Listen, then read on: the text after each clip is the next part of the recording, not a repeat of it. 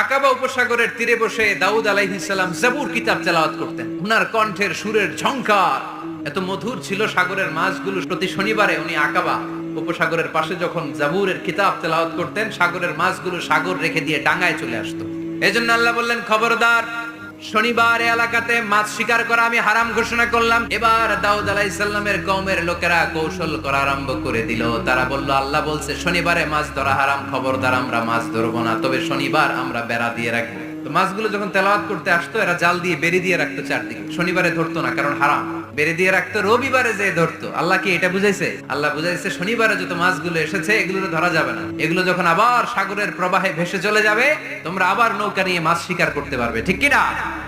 ওরা কৌশল করে জাল দিয়ে রবিবারে যে ধরতো। আল্লাহ বললেন, আমার সাথে কৌশল করেছিস, তোদের উপর আমার লানত, তোরা অভিশপ্ত বানর হয়ে যা। মুহূর্তে পুরো জাতিটাকে বানরে রূপান্তরিত করে দিল কে?